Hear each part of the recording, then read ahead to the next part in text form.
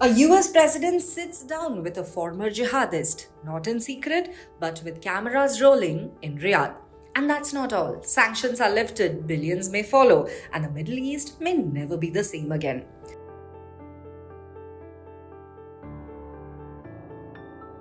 On Wednesday, US President Donald Trump had tea with Syria's new interim president Ahmed al-Shara, formerly known as Abu Muhammad al-Jalani. Until recently, al-Shara had a $10 million bounty on his head and was listed as a global terrorist by the United States. The two met in Riyadh 6 months after al-Shara led a campaign that toppled Bashar al-Assad's half-century-old rule. Iran-backed militias were ejected, Assad fled, and al-Shara declared himself president. Once the head of al-Nusra Front, which is al-Qaeda's affiliate in Syria, Shara is accused of orchestrating suicide bombings across the country. Born in Saudi Arabia, he fought US forces in Iraq before becoming a major figure in Syria's Islamist rebellion.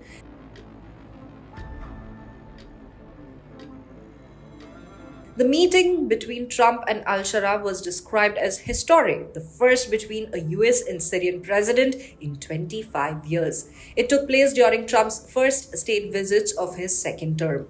Photos released by the White House and the Saudi Foreign Ministry show both leaders smiling. The Syrian Foreign Ministry said Trump pledged to stand by Syria at this critical juncture.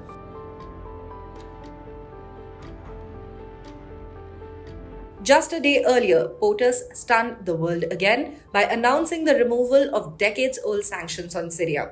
With the support of leaders in this room, and they're great leaders, you are, we are currently exploring normalizing relations with Syria's new government, as you know, beginning with my meeting with President Ahmed al-Shara and Secretary Rubio's meeting with the Syrian foreign minister in Turkey after discussing the situation with Crown Prince Mohammed and President Erdogan of Turkey.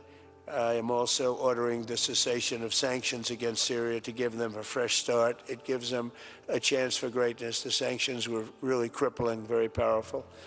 And I spoke to Mohammed, and I spoke to our friend from Turkey, who we just spoke to also by phone now.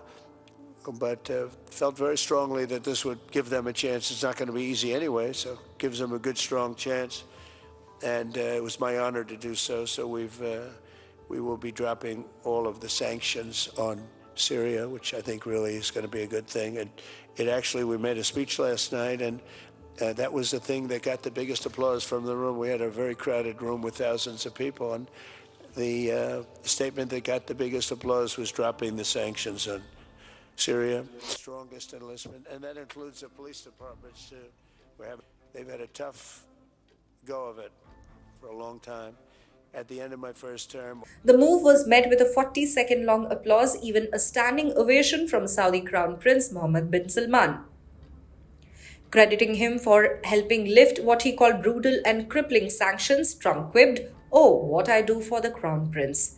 Syria had been designated a state sponsor of terrorism since 1979. The 2019 Caesar Act had made Syria's economy untouchable, penalizing anyone assisting the Assad regime. According to the World Bank, Syria's economy shrank by more than half between 2010 and 2020. By 2022, poverty affected 69% of the population. Extreme poverty hit more than 25%, likely worsening after the 2023 earthquake. Gulf states were eager to invest, but they were blocked by US laws. Now, with the sanctions gone, billions in trades and reconstruction money could begin flowing in.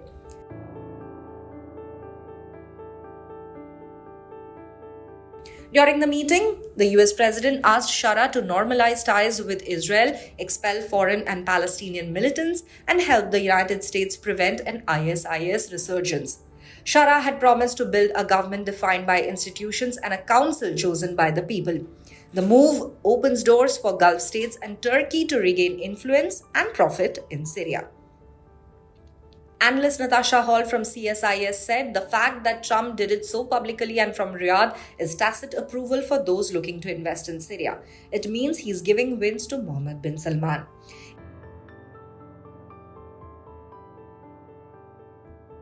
In Syria, fireworks lit up major cities. Billboards went up thanking Trump and MBS. The Syrian lira surged 27% against the US dollar. Economy and Trade Minister Mohammed Nidal al-Shar broke down on live television saying Syria is now entering a new phase. But not everyone is celebrating. Critics warned the regime still harbors extremist elements. In March, UN reports said regime-loyal armed men carried out field executions during a crackdown on Assad loyalists, killing Alawite civilians, including women and children.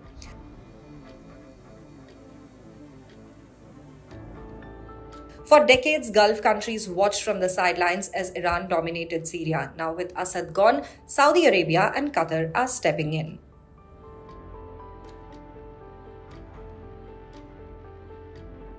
While Trump urged normalization with Israel, no such breakthrough happened during his visit. In fact, Trump's embrace of Shara directly defied Israeli interests. Israeli Prime Minister Benjamin Netanyahu had asked Trump not to lift Syrian sanctions, fearing a repeat of the 7th of October Hamas-led attacks. After Assad's fall, Netanyahu ordered a major ground push into Syria, breaking a 50-year unspoken truce. Israeli troops seized Mount Hermon and bombed chemical weapons sites to keep them from militants. Netanyahu said, "We toppled the Assad regime, which was used as the land link between Iran and Hezbollah in Lebanon." After the meeting, Trump praised Shara as a great young attractive guy with a very strong past who is a fighter. He added, "He's got a real shot at pulling it together." How did you find the Syrian president? Right. I think very good. Young, attractive guy, tough guy. You know, strong pass. Very strong pass fighter. Does that worry you at all? He's got a real shot at pulling it together. I spoke with President Erdogan, who I'm very friendly with him. He feels he's got a shot at doing it. A US president, a former jihadist, billions in investments, and a shifting balance of power. Trump's meeting in Riyadh may be remembered as the moment Syria and the Middle East entered a new chapter.